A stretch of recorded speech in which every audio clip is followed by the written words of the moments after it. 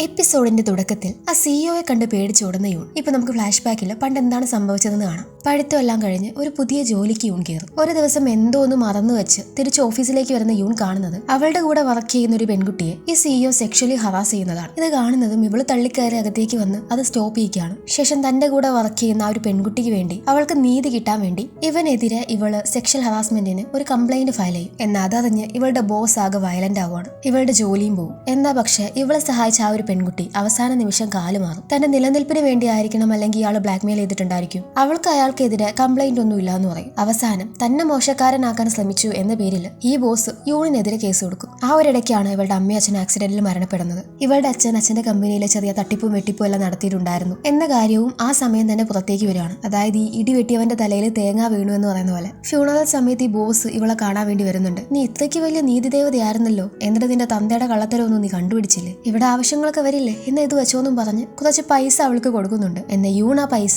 അവന് നേരെ തന്നെ എറിഞ്ഞിട്ട് കൊടുക്കും. എല്ലാ സ്ട്രെസ്സും കൂടി താങ്ങാൻ വയ്യാണ്ടാണ് അവൾ ആ ഫ്യൂണറൽ ഹാളിൽ കുഴഞ്ഞു വീണ് പിന്നീട് ഹോസ്പിറ്റലൈസ്ഡ് ആയത്. അതേ പിന്നെ ഇവക്ക് ആ ബോസിനെ കാണുമ്പോൾ ഭയങ്കര പേടിയാണ്. പണ്ടത്തെ കാര്യങ്ങളൊക്കെ ഓർമ്മ വരും. ഇവളിപ്പോ ജിയോണിനെ കാണാൻ വേണ്ടി വരുന്നുണ്ട്. അവനാണെങ്കിൽ ഇവളെ കാണാഞ്ഞിട്ട് ഇവളെ വിളിച്ചോണ്ടിരിക്കുകയാണ്. എന്ന് ഇവനെ ഫേസ് ചെയ്യാൻ ഇപ്പൊ അവൾക്ക് പറ്റാത്തത് കൊണ്ട് അവനോടൊന്നും പറയാതെ അവൾ തിരിച്ചു പോകും. എനിക്ക് തലവേദന എടുക്കുന്നു, നാളെ കാണാമെന്നും പറഞ്ഞ് മെസ്സേജ് വായിക്കും. ഇത് കേട്ട് ടെൻഷൻ ആവുന്ന ജിയോൺ രാത്രി അവളുടെ വീടിന് മുന്നിലേക്ക് വരുന്നുണ്ട്. എന്നാ അവളെ വിളിച്ച് ഡിസ്റ്റർബ് ചെയ്യുന്നില്ല. രാവിലെ സ്കൂളിലേക്ക് പോകുന്ന യൂണാണെങ്കിൽ ആ സിയോയുടെ കാര്യം ആലോചിച്ച് ഭയങ്കര പേടിയിലാണ്. ഇപ്പൊ പ്രിൻസിപ്പൾ ആണെങ്കിൽ ഇവളുടെ അടുത്തേക്ക് വന്ന് നമ്മുടെ പുതിയ ട്രാൻസ്ഫർ സ്റ്റുഡന്റ് ജോണിന്റെ അച്ഛൻ ഇന്നലെ സ്കൂളിലോട്ട് വന്നിട്ടുണ്ടായിരുന്നു. ഷെയറാക്ട് എന്ന് പറയുന്ന കമ്പനിയുടെ സിഇഒ പുള്ളി. ഇപ്പോഴാണ് ആ പുള്ളിയാണ് ഈ പുള്ളി എന്ന കാര്യം ഇവൾക്ക് മനസ്സിലാവുന്നത്. അയാളുടെ പേര് സുഹാൻ എന്നാണ്. പക്ഷെ ഏറ്റവും കോമഡി എന്താണെന്നറിയോ? വന്നിട്ട് എന്തിനാ വന്നേന്ന് പോലും പറയാതെ മിസ്സിനെ കുറിച്ച് ചോദിച്ച ശേഷം അങ്ങ് പോയി. ചിലപ്പോൾ മോളുടെ കാര്യം എന്തെങ്കിലും സംസാരിക്കാനായിരിക്കും. അല്ലേ മിസ്സേ എന്ന് ചോദിക്കുമ്പോൾ ഞാൻ ചെക്ക് ചെയ്തിട്ട് മാഡത്തിനോട് പറയാന്ന് പറയും. ഇവൾ ഇങ്ങനെ ഡിസ്റ്റർബ് ആയിട്ടിരിക്കുന്ന കാര്യമില്ല മൂൺസ് ശ്രദ്ധിക്കുന്നുണ്ട്. കാരണം ഇന്നലെ ഇവള് സുഹാനെ കാണുന്നതും അവനെ കണ്ടപാടെ ഇറങ്ങി ഓടുന്നതെല്ലാം ഇവൻ കണ്ടിട്ടുണ്ടായിരുന്നു. പണ്ട് ഹോസ്പിറ്റലിൽ വെച്ച് ഈ ബോസിന്റെ കാര്യമെല്ലാം ഇവൾ ഇവനോട് പറഞ്ഞിട്ടുണ്ട്.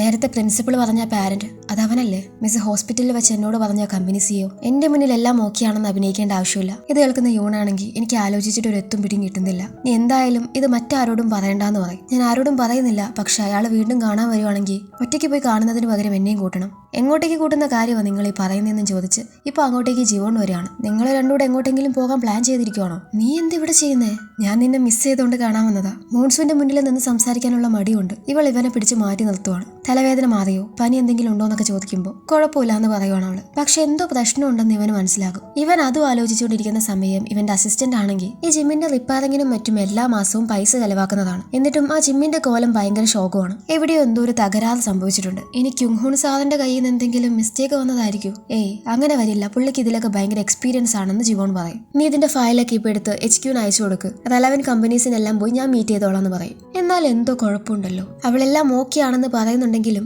എവിടെയോ എന്തോ ചീഞ്ഞു നാറുന്നുണ്ട്. ഇനിയൊരു പക്ഷെ സാറ് മിസ്സിനെ പ്രപ്പോസ് ചെയ്യാൻ പോവാണെന്നെങ്ങാനും മിസ് അറിഞ്ഞു. സാറ് റിങ് മാത്രമേ വാങ്ങിയിട്ടുള്ളൂ എന്നും ചിലപ്പോൾ മിസ് അറിഞ്ഞിട്ടുണ്ടാകും. എന്നാലും വേറെ ഒരു റിങ്ങും കൊണ്ടാണോ സാറ് പ്രപ്പോസ് ചെയ്യാൻ പോകുന്നത്? Fancy restaurant, gift, love letter, flowers ഇതൊന്നുമില്ലാതെ പാർക്കിൽ പോയി റിങ് കൊടുക്കാനായിരുന്നു സാറിന്റെ വിചാരം. ശരി, എന്നാ ഞാനിതിപ്പോ നിന്നെ ഏൽപ്പിക്കുന്നു. ഇമാതിരി കാര്യത്തില് നിനക്ക് നല്ല പിടിയാണല്ലോ. ശരി ശരി, എല്ലാത്തിനും എന്റെ കൈ വേണമെന്ന് പറഞ്ഞ സാർ ഇപ്പൊ ഒരു ലെറ്റർ എഴുത്, ഞാൻ HQന്റെ അടുത്ത് പോയിട്ട് വേഗം വരാന്ന് പറയും. ഈ അസിസ്റ്റന്റ് ഇങ്ങനെ ടീം മാനേജറിനെ വിളിച്ച് സ്കൂൾ ഫൗണ്ടേഷന്റെ അക്കൗണ്ട്സിലൊക്കെ എന്തോ പ്രശ്നം പറ്റിയിട്ടുണ്ട്, ഒന്നുകൂടെ നോക്കാൻ പറഞ്ഞു പോകുന്നത് ക്യുങ്ങൂൺ കേൾക്കുന്നുണ്ട്. ഇത് കേൾക്കുന്ന ക്യുങ്ങൂണിന്റെ വെപ്രാളം കണ്ടാലേ മനസ്സിലാകും ആ തട്ടിപ്പിലെല്ലാം ഒരു പങ്ക്, അല്ലെങ്കിൽ പ്രധാന പങ്ക് ഇവന്റെ ആണെന്ന്. ഇപ്പൊ ഓഫീസിലിരിക്കുന്ന സമയം ആ സുഹാൻ ഒരു മെസ്സേജ് യൂണിന് വരികയാണ്. ഇവള് കുറെ കോള് വിളിച്ചിട്ട് എടുക്കാത്തത് കൊണ്ട് എന്നെ തിരിച്ചു വിളിക്കാൻ പറഞ്ഞു. അതോടെ കാണുമ്പോൾ ഇവള് വല്ലാണ്ട് അപ്സെറ്റ് ആവും. ഇപ്പോഴാണ് ജിഹി അങ്ങോട്ടേക്ക് വരുന്നത്. സ്റ്റോറേജ് ക്ലീൻ ആക്കുന്ന സമയത്ത് ജിഹയ്ക്ക് പണ്ടത്തെ യൂണിന്റെ 17 കൊല്ലം മുന്നേ യൂൺ എഴുതിയ കോളേജ് അഡ്മിഷൻ എസ്സേ കിട്ടിയിരിക്കുവാണ്. നീ അന്ന് ഭയങ്കര പാഷനേറ്റ് ആയിട്ട് എഴുതിയതല്ലേ, ഒന്ന് വായിച്ചു നോക്ക്. അല്ലെങ്കിൽ വേണ്ട, ഞാൻ വായിച്ചു തരാമെന്നും പറഞ്ഞ് ജിഹി അതിങ്ങനെ വായിച്ചു കൊടുക്കുവാണ്. അതിൽ യൂൺ നീതിയെ കുറിച്ചെല്ലാം വളരെ ഘോരം എഴുതിയിട്ടുണ്ടായിരുന്നു. ഇതിൽ നീ പേര് എഴുതിയിട്ടില്ലെങ്കിലും ഇത് നിന്റേതാണെന്ന് മനസ്സിലാക്കാൻ എനിക്ക് വായിച്ചു നോക്കിയാൽ മതി. കാരണം നിന്നെ പോലെ ഇങ്ങനെ നീതിയെ കുറിച്ച് ആരും സംസാരിക്കില്ല. ശരി, നീ ഇപ്പൊ ഇത് വായിച്ചിരുന്നോ, എനിക്ക് കുറച്ച് പണിയുണ്ടെന്നും പറഞ്ഞ് ഇവള് പോകുമ്പോൾ പണ്ടത്തെ അത്രയും ധൈര്യശാലിയായ താനാണ് ഇപ്പൊ ഇങ്ങനെ ഒരാളെ പേടിച്ചിരിക്കുന്നതെന്ന് മനസ്സിലാക്കുവാണ് ഇവള്. അങ്ങനെ ഇവളിപ്പോ ക്ലാസ്സിന് കയറാൻ പോകുമ്പോൾ മിസ് ഇപ്പൊ കയറണ്ട, ഇത് ഞാൻ നോക്കിക്കോളാം, പോയി റെസ്റ്റ് എടുത്തോളാം പറഞ്ഞ് മൂൺസ് വിടും. ജീവൻ ജിവോൺ ഇങ്ങനെ നീ എവിടെയാന്നൊക്കെ ചോദിച്ച് യൂണിന് മെസ്സേജ് അയച്ച് വരുമ്പോഴാണ് ഇവന്റെ നേരെ ഈ സുഹാൻ വരുന്നത്. ഈ യൂൺ എന്റെ ഫോൺ എടുക്കാതെ എത്ര ധൈര്യമായിട്ട് അവൾ എന്റെ കോൾ അവോയ്ഡ് ചെയ്യുന്നത് എന്നും പറഞ്ഞ് ദേഷ്യത്തിലാണ് ഇയാൾ വരുന്നത്. ഇവരെ കാണുമ്പോൾ ജിവോണിനും ആളെ മനസ്സിലാകും. കാരണം അന്ന് ഫ്യൂണറൽ സമയത്ത് യൂണിന്റെ അടുത്ത് ഇവൻ വരുന്നതും ബ്ലാക്ക്മെയിൽ ചെയ്യുന്നതും ഇവളോട് ഭയങ്കര മോശമായി സംസാരിക്കുന്നതെല്ലാം ഇവൻ കേട്ടിട്ടുണ്ടായിരുന്നു. പിന്നീട് യൂൺ ഹോസ്പിറ്റലൈസ്ഡ് ആയി ഇവളുടെ ദയനീയ അവസ്ഥയെല്ലാം കണ്ട ദേഷ്യത്തിൽ അവൻ പോയി സുഹാൻ അറ്റാക്ക് ചെയ്തത് പിന്നീട് പോലീസ് കേസെല്ലാം ആയിട്ടുണ്ടായിരുന്നു. എന്തിനാണ് ഇവൻ തന്നെ വന്ന് അറ്റാക്ക് ചെയ്തതെന്നൊന്നും സുഹാൻ അറിയില്ലായിരുന്നു. നിങ്ങൾ യൂൺ മിസ്സിനെ കാണാൻ വന്നതാണോ, എന്തിനു വേണ്ടിയായിരുന്നു എന്ന് ചോദിക്കുമ്പോൾ എന്റെ മോളുടെ ടീച്ചറാണ് യൂൺ, എനിക്ക് ഒരു കംപ്ലൈന്റ് ഉണ്ടായിരുന്നു, എന്റെ കൂടെ വന്നോളൂ, ഞാനാണ് സ്കൂളിന്റെ ചെയർമാൻ എന്ന് പറയും. നിങ്ങൾ കുട്ടികളെ നേരെ ചൊവ്വെ കൺട്രോൾ ചെയ്യുന്നില്ലേ? ഒരുത്തി എന്റെ മകളെ ഉപദ്രവിച്ചിരിക്കുക. അവരുടെ ടീച്ചർ എന്ന നിലയ്ക്ക് എനിക്ക് യൂണിനെ ഒന്ന് കണ്ട് സംസാരിക്കണം. അങ്ങനെ എന്തെങ്കിലും പ്രശ്നം ഉണ്ടെങ്കിൽ അതിൽ ഏറ്റവും കൂടുതൽ റെസ്പോൺസിബിലിറ്റി ഞങ്ങൾക്കാണ്. നിങ്ങൾക്ക് ഇതൊരു പ്രശ്നമാക്കണമെങ്കിൽ നമുക്കത് ഇൻവെസ്റ്റിഗേറ്റ് ചെയ്യാം. നിർബന്ധമാണെങ്കിൽ ബുള്ളിങ് കമ്മിറ്റി അറിയിക്കാം. അങ്ങനെ വലിയ പ്രശ്നമാക്കേണ്ട കാര്യമൊന്നുമില്ല. ജസ്റ്റ് എനിക്ക് അവളുടെ ടീച്ചറെ കണ്ടൊന്ന് സംസാരിച്ചാൽ മതി. നിങ്ങൾക്ക് ഇതിനെക്കുറിച്ച് കൂടുതൽ സംസാരിക്കാനുണ്ടെങ്കിൽ അത് എന്നോട് പറയാം. വേണ്ട ആക്ഷൻ ഞാൻ എടുത്തോളാം. എങ്ങനെ പോയാലും ഇവൻ യൂണിനെ കാണാൻ സമ്മതിക്കില്ലെന്നറിഞ്ഞ് ഞാനിതങ്ങനെ വിട്ടുകളയെന്ന് വിചാരിക്കണ്ടെന്ന് പറഞ്ഞാണ് അയാൾ അവിടെ നിന്ന് പോകുന്നത്. ഇത് കഴിഞ്ഞ് ഇവൻ യൂണിനെ വന്ന് എല്ലായിടത്തും അന്വേഷിക്കുന്നുണ്ടെങ്കിലും അവളെ കാണുന്നില്ല. മെസ്സേജ് അയച്ചിട്ട് റിപ്ലൈ ഇല്ല, കോൾ എടുക്കുന്നില്ല. ഇപ്പൊ പെട്ടെന്ന് യൂൺ വിളിച്ചിട്ട് താൻ റൂഫ് ടോപ്പിലുണ്ടെന്ന കാര്യം പറയും. ഇത് കേൾക്കുന്നതും അവൻ ആകെ ഒന്ന് പേടിച്ചുവാണ്. അവൻ അങ്ങോട്ടേക്ക് ഓടി ചെല്ലും. പണ്ട് റൂഫ് ടോപ്പിലേക്ക് ഇവളെ രക്ഷിക്കാൻ ഇവൻ ഓടിക്കയറിയ പോലെ ഇവളെ അവിടെ കാണുന്നതും ഇവൻ നേരെ ചെന്ന് ഹഗ് ചെയ്യുവാണ്. നീ ഇപ്പൊ എന്തിനാ ഇങ്ങോട്ടേക്ക് വന്നതെന്ന് ചോദിക്കുന്ന ഇവന് അങ്ങ് ദൂരെ കാണിച്ചു കൊടുത്ത് നിനക്ക് ഇവിടെ ഓർമ്മയുണ്ടോ എന്ന് ചോദിക്കുവാണ്. പണ്ട് ഇവിടെ വന്നിരുന്ന് ഇവന്റെ കൂടെയാണ് ഇവൾ അഡ്മിഷൻ എസ് എഴുതിയത്. അതൊക്കെ മറക്കാൻ പറ്റുമോ? ഈ റൂഫ് ടോപ്പ് നമുക്ക് ഇമ്പോർട്ടന്റ് ആയിരുന്നില്ലേ എന്നിത് കേൾക്കുന്ന യൂൺ പറയും, അന്ന് ഞാനൊരു സൂപ്പർ ഹീറോ പോലായിരുന്നു. ഞാൻ എങ്ങനെയായി തീർന്നേന്ന് അറിയില്ല. നീ എങ്ങനെയാ എന്നെ ഇപ്പോഴും ഇഷ്ടപ്പെടുന്നത്? പണ്ടത്തെ പോലെ ഒരു ക്യാരക്ടറേ അല്ല എനിക്കിപ്പോ. പണ്ട് എന്നെ ഏറ്റവും കൂടുതൽ വേദനിപ്പിച്ച ഒരാളെ വീണ്ടും കണ്ടിട്ടു ഞാൻ ആകെ ചെയ്തത് ഓടി രക്ഷപ്പെടുക എന്നുള്ളത് മാത്രം. യൂൺ, അതില് ഒരു തെറ്റും ഞാൻ കാണുന്നില്ല. പണ്ടത്തെ നീ തന്നെയാണ് ഇപ്പോഴത്തെ നീ. ഞാൻ സ്നേഹിച്ച അതേ യൂൺ തന്നെയാണ് നീ. നീ പണ്ട് ഞാൻ ഇതുപോലെ ഹോസ്പിറ്റലിന്റെ റൂഫ് ടോപ്പിൽ കയറിയിരുന്ന സമയത്ത് എന്റെ കൂടെ ഉണ്ടാവണമായിരുന്നു. അപ്പൊ ഇത് കേൾക്കുന്ന ജിവോൺ പറയും, ഞാനുണ്ടായിരുന്നല്ലോ, ഞാൻ നിന്റെ അടുത്ത് തന്നെ ഉണ്ടായിരുന്നു. ഞാൻ ഹോസ്പിറ്റലിൽ ഉണ്ടായ സമയത്ത് നീ അവിടെ ഉണ്ടായിരുന്നു.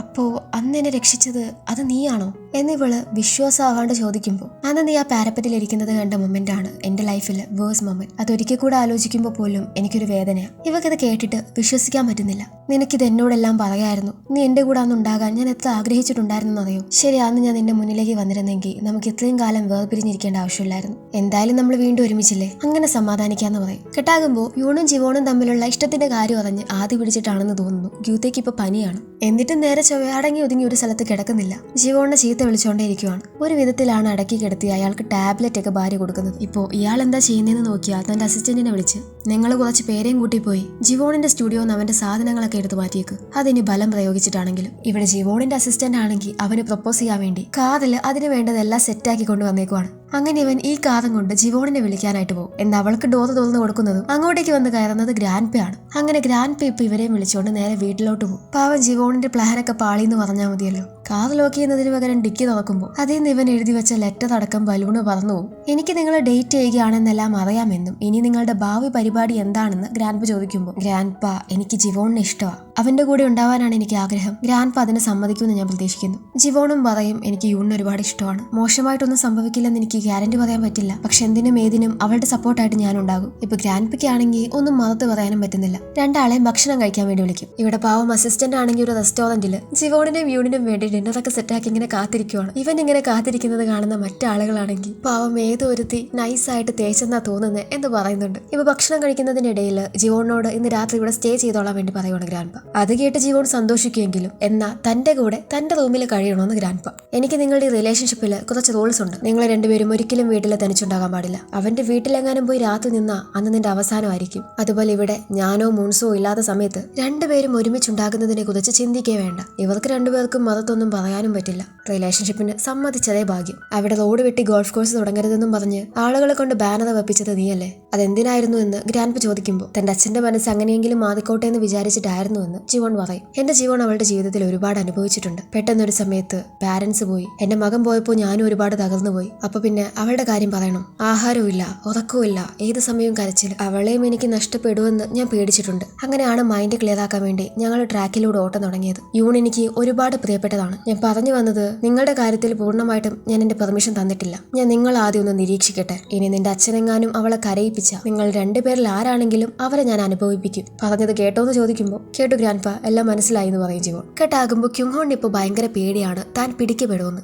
ഗോൾഫ് കോഴ്സിന് എന്ന പേരിൽ ഒരുപാട് സ്ഥലമല്ല ഇവൻ തന്റെ പേരിൽ വാങ്ങിയിട്ടുണ്ട്. പോരാഞ്ഞിട്ട് ഭാര്യയുടെ മക്കളുടെ പേരിൽ വേറെ. ഗ്യോങ്തയെയും മറ്റും മറവിലാക്കി ഇവൻ ഒരുപാട് തട്ടിപ്പും വെട്ടിപ്പുമാണ് നടത്തുന്നത്. ഇതെല്ലാം പിടിക്കപ്പെടുമെന്നുള്ളൊരു പേടിയാണ് ഇവന്. ഇവനിപ്പോ ഗ്യോങ്തയെ വിളിച്ച് ആ സമരം നടത്തി അവിടെ ബാനർ വെച്ച ആളുകൾ സാറിന്റെ മകൻ ജിവോൺ പറഞ്ഞു വിട്ടവരാ. മാത്രമല്ല ഇപ്പോ ജിവോൺ യൂണിനെ വിവാഹം കഴിക്കുവാണെങ്കിൽ പിന്നെ ആ ഗോൾഫ് കോഴ്സിന്റെ കാര്യം നോക്കിയേ വേണ്ട. അവര് രണ്ടുപേരും ഡേറ്റിംഗിലാണെന്നുള്ള കാര്യം യൂണിന്റെ ഗ്രാൻഡ്പയ്ക്കും അറിയാമെന്ന് പറയുമ്പോൾ അപ്പൊ അയാള് എന്റെ മകനെ വെച്ചാണ് ഇപ്പൊ കളിക്കുന്നത്, ഞാനിത് വിട്ടുകൊടുക്കില്ലെന്നും പറഞ്ഞു നിൽക്കുവാണ് ഗ്യോങ്തെ. നമുക്ക് ജിവോണെ എബ്രോഡിലോട്ട് അയച്ചാലോ? അവൻ ഒന്ന് മാറി നിന്നാ ഇവിടെ എല്ലാം ശരിയാകും. കേട്ടാകുമ്പോൾ രാവിലെ സ്കൂളിലേക്ക് പോകുന്ന യൂൺ ജിവോണിന്റെ കൈയും പിടിച്ചാണ് പോകുന്നത്. ഞാൻ ഇന്ന് എനിക്ക് ഒരിക്കലും കാണാൻ ആഗ്രഹമില്ലാത്ത ഒരാളെ മീറ്റ് ചെയ്യാൻ പോവാണ്. അവൻ അറിയാവുന്ന ആ ആളല്ല ഞാൻ ഇപ്പോ എന്ന് എനിക്ക് അവനെ കാണിക്കണം. നിന്റെ കൂടെ എന്തിനും ഏതിനും ഞാൻ ഉണ്ടാകുമെന്ന് ജിവോണും പറയും. അങ്ങനെ ഇവളിപ്പോ സുഹാനെ വിളിച്ച് തനിക്ക് മീറ്റ് ചെയ്യണമെന്ന് പറയും. അങ്ങനെ ഇവനെ മീറ്റ് ചെയ്യാൻ പോകുന്ന സമയമാണ് സുഹാനും അവന്റെ മോള് ജോണും കൂടെ സംസാരിക്കുന്ന കാര്യം ഇവൾ ശ്രദ്ധിക്കുന്നത്. ഞാൻ പറഞ്ഞതല്ലേ ഇങ്ങോട്ടേക്ക് വരണ്ടാന്ന്, ഞാൻ എന്തിനാ ഇങ്ങോട്ടേക്ക് ട്രാൻസ്ഫർ ആയെന്ന് നിങ്ങൾ മറന്നോ? ഒരു വൃത്തികെട്ടവന്റെ മകളാണ് ഞാനെന്ന് നിങ്ങൾക്ക് ഇവിടെ അറിയിക്കണം. വെറുതെ ഇവിടെ വന്ന് പ്രശ്നം ഉണ്ടാക്കാതെ ചെറിയ പെൺകുട്ടികളുടെ കൂടെ പോയി കിടക്കാൻ നോക്ക്. കഴിഞ്ഞ പ്രാവശ്യം അമ്മ കണ്ടുപിടിച്ച തന്റെ അവിഹിതം എന്നെക്കാൾ വെറും 3 വയസ്സ് മാത്രമേ അവൾക്ക് കൂടുതലുള്ളൂ. തന്നെ പോലെ ഒരു അച്ഛൻ എനിക്ക് അപമാനമാണ്. ഇതെല്ലാം കേൾക്കുന്ന യൂണിന് ഇയാളുടെ സ്വഭാവത്തിൽ ഇപ്പോഴും ഒരു മാറ്റമില്ലെന്ന് മനസ്സിലാകും. ഇയാളുമായിട്ട് ഇവളെ സംസാരിക്കാൻ ചെല്ലുമ്പോൾ പണ്ടത്തെ ഓരോ കാര്യങ്ങൾ എടുത്തെടുത്ത് പറയുവാണ് ഇയാൾ. ഇത്രയും കാലം കഴിഞ്ഞ് നമ്മൾ കാണുമ്പോൾ നീ എന്നെ അവോയ്ഡ് ചെയ്യുമെന്ന് ഞാൻ പ്രതീക്ഷിച്ചില്ല. എന്നാലും നീ ഇപ്പൊ ടീച്ചർ ആണല്ലേ എന്നൊക്കെ ചോദിച്ച് കളിയാക്കുമ്പോൾ എനിക്കതേ നിങ്ങൾ ഇവിടെ ഉള്ളത് ജോണിന്റെ കാര്യം സംസാരിക്കാനല്ലെന്ന്. ഇടയ്ക്ക് ഞാൻ നിങ്ങളെ കുറിച്ച് ചിന്തിക്കാറുണ്ടായിരുന്നു. നിങ്ങൾ എപ്പോഴും പൈസയുടെ അഹങ്കാരത്തിൽ മറ്റുള്ളവരെ ചൂഷണം ചെയ്യുന്നുണ്ടോ? മകളുടെ പ്രായമുള്ള പെൺകുട്ടികളെ ഉപദ്രവിക്കുന്നുണ്ടോ? നിങ്ങളുടെ മകൾ അത് കണ്ടുപിടിക്കുവോ? അങ്ങനെയൊക്കെ ഞാൻ ചിന്തിച്ചു. നിങ്ങളുടെ മകളുടെ കാര്യത്തിൽ എന്തെങ്കിലും കംപ്ലൈന്റ് ഉണ്ടെങ്കിൽ ആ കേസുമായിട്ട് നിങ്ങൾക്ക് മുന്നോട്ട് പോകാം. പക്ഷെ അത് ബാധിക്കുന്നത് എന്നെക്കാൾ കൂടുതൽ ജോണിനെ ആയിരിക്കും. എന്താടി നിനക്കിപ്പോ എന്നെ പേടിയൊന്നുമില്ലേ എന്ന് ഇയാൾ ചോദിക്കുന്നത് കേൾക്കുമ്പോൾ ഒരിക്കലുമില്ല, കാരണം എന്നെ സംബന്ധിച്ച് നിങ്ങൾ ഒന്നുമല്ല എന്ന് പറഞ്ഞു പോകുന്ന ഇവളുടെ കൈക്ക് കയറി പിടിച്ച് എന്നെ അങ്ങനെ വെല്ലുവിളിച്ച് നീ പോവാന്നാണോ ഓർത്തെ? എത്ര ധൈര്യം ഉണ്ടായിട്ടാണെന്നും ചോദിച്ച് ഇവൾ അടിക്കാൻ ചെല്ലുന്നത് ഡോറും തുറന്ന് അങ്ങോട്ടേക്ക് വന്ന് ഇവനിട്ട് കൊടുക്കുവാണ് ചോ. ഇതൊന്നും ഞാൻ വെറുതെ വിടുമെന്ന് കരുതണ്ടെന്നും പറഞ്ഞ് സുഹാൻ ഭീഷണി മുഴക്കുമ്പോൾ ആ റൂമിലുള്ള CCTV ചൂണ്ടിക്കാണിച്ച് ഇനിയും ഒരു പ്രശ്നമായിട്ട് താൻ വരുവാണെങ്കിൽ അതതിന്റെ അവസാനമായിരിക്കും. പ്രശ്നത്തിന് നിൽക്കാതെ ഇവിടെ നിന്ന് പോകുന്നതാ നല്ലതെന്നും പറഞ്ഞ് യൂണിനെ വിളിച്ച് അവിടെ നിന്ന് പോകും. ഇപ്പൊ റൂമിൽ നിന്ന് ഇറങ്ങി വരുന്ന സുഹാനെ ആണെങ്കിൽ നമ്മുടെ 2 സാധുമാരും കൂടെ കാല് വെച്ച് വീഴ്ത്തി താഴെ ഇടുവാണ്. എന്നിട്ട് അറിയാത്ത പോലെ കൈ പോയി ചവിട്ടും. എന്തായാലും ഇങ്ങനെയെങ്കിലും ഇവരെ കൊണ്ട് ഉപകാരം ഉണ്ടല്ലോ. കട്ടാകുമ്പോൾ തേഹോയും സോണയും കൂടി ഇരുന്ന് സംസാരിക്കുവാണ്. ഒരുപാട് കാലത്തിന് മുമ്പ് എന്നെ അവള് തേച്ചിട്ട് പോയെന്നാണ് ഞാൻ ഓർത്തത്. എന്നാൽ പിന്നീടാണ് അറിഞ്ഞത് അവള് പ്രഗ്നന്റ് ആയിരുന്നു എന്നും ഹെസുവിനെ അവൾ ഒറ്റയ്ക്ക് വളർത്തിയെന്നും. ഞാനതറിയാൻ ഒരുപാട് വൈകിപ്പോയെന്ന് തേഹോ പറയുമ്പോൾ നമ്മുടെ ലൈഫിൽ അതന്ന് ഞാൻ അറിഞ്ഞിരുന്നെങ്കിൽ, ഞാൻ അങ്ങനെ ചെയ്തിരുന്നെങ്കിൽ എന്നൊക്കെ തോന്നിക്കുന്ന ഒരുപാട് മൊമെന്റ്സ് കാണും. അത് നമുക്ക് മാറ്റാൻ കഴിയില്ല, അതുകൊണ്ട് അതിനോർത്ത് റിഗ്രറ്റ് ചെയ്യാതിരിക്കുന്നതായിരിക്കും നല്ലത് എന്നും പറഞ്ഞ് ഇവനെ സമാധാനിപ്പിക്കുമ്പോൾ ഇതെല്ലാം ദൂരെ മാറി നിന്ന് ഹേസു കാണുന്നുണ്ട്. ഇപ്പൊ അവളുടെ അടുത്തേക്ക് വരുന്ന ജോൺ ആണെങ്കിൽ എന്റെ അച്ഛൻ നമ്മുടെ ഫൈറ്റിനെ ചൊല്ലി പ്രശ്നമാക്കുന്ന തോന്നുന്നത്. ഞാൻ പറഞ്ഞത് അത് വലിയ കാര്യമല്ലാന്ന്. അപ്പൊ നിനക്കും ഉണ്ടല്ലേ അച്ഛന്റെ പേരിൽ പ്രശ്നം എന്ന് പറയുന്ന ഹേസുവിനോട് എന്താ നിനക്കും ഉണ്ടോ എന്ന് ജോൺ ചോദിക്കുമ്പോൾ ഹേസു തേഹോയെ നോക്കുന്നത് കാണുമ്പോഴാണ് ഇവളുടെ അച്ഛൻ തേഹോയാണെന്ന കാര്യം ജോണിന് മനസ്സിലാവുന്നത്.